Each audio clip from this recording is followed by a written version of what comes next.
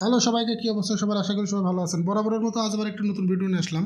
আজ আপনাদের দেখাবো ফেসবুকে কিভাবে আনফলো করবেন। আপনারা যারা নতুন কন্টেন্ট ক্রিয়েটর, আপনারা অনেককেই ফলো করেন, কিন্তু অনেকে আপনাদের ফলো করে আবার আনফলো করে দেয়। এই কারণে আপনার ফলোয়িং সংখ্যা বৃদ্ধি পায় কিন্তু ফলোয়ার সংখ্যা কমে যায়। আর এই ফলোয়িং সংখ্যা থেকে কে কে আপনাকে ফলো করে আর কে কে আপনাকে ফলো করে না, সেগুলো যদি বেছে বেছে আপনি আনফলো করতে চান, তাহলে প্রথমেই আপনার ফেসবুক আইডি থেকে আপনার প্রোফাইলের উপরে ক্লিক করবেন। ক্লিক করার পর উপরের দিকে ফলোয়ার এবং ফলোয়িং এই দুটো অপশন দেখতে পারবেন। এখান থেকে আপনি ফলোয়িং এ ক্লিক করবেন। ফলোয়িং এ ক্লিক করার পর এখান থেকে আপনি যাদেরকে ফলো করেন সে আপনাকে ফলো করে কিনা এই জিনিসটা চেক করার জন্য আপনি সেই ব্যক্তির প্রোফাইলের উপরে ক্লিক করবেন। ক্লিক করার পর তার ফলোয়িং এর উপরে ক্লিক করবেন। ফলোয়িং এ ক্লিক করার পর এখানে সার্চ অপশনে ক্লিক করবেন। সার্চ অপশনে ক্লিক করে আপনি আপনার নাম লিখবেন।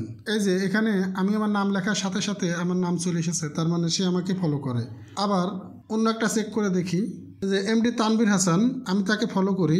এই যে ফলোয়িং, সে আমাকে ফলো করে কিনা দেখার জন্য তার ফলোয়িং এর উপরে ক্লিক করে সার্চ অপশনে ক্লিক করলাম। ক্লিক করার পর আমি এখান থেকে আমার নাম লিখলাম। নাম লেখার পর আমার নামটি আছে, তার মানে সেও আমাকে ফলো করে। আবার আমি যদি পূজা দাসের উপরে ক্লিক করি, পূজা দাসের আমি যে ফলো করি সে আমাকে ফলো করে কিনা দেখার জন্য তার ফলোয়িং এ ক্লিক করলাম। ফলোয়িং এ ক্লিক করার পর সার্চ অপশনে আমি আমার নামটি লিখলাম। নামটি লেখার পর নো সার্চ রেজাল্ট ফাউন্ড, তার মানে সে আমাকে ফলো করে না, আমি তাকে ফলো করি। এখান থেকে আমি ফলোয়িং এর উপরে ক্লিক করে এই পাশে আনফলোর উপরে ক্লিক করলেই আমি তাকে আনফলো করে দিলাম। এভাবে আপনি আপনার প্রোফাইল থেকে যারা যারা আপনাকে আনফলো করে দিয়েছে তাদেরকে খুঁজে বের করে আনফলো করে দিতে পারবেন। ধন্যবাদ সবাইকে এই ভিডিওটি সম্পূর্ণ দেখার জন্য। আশা করি ভিডিওটি ভালো লেগেছে। আর যদি ভালো লেগে থাকে অবশ্যই চ্যানেলটিকে সাবস্ক্রাইব করবেন এবং এই ধরনের নতুন নতুন ভিডিও পেতে পাশে থাকা বেল আইকনটি অন করতে ভুলবেন না। ধন্যবাদ সবাইকে।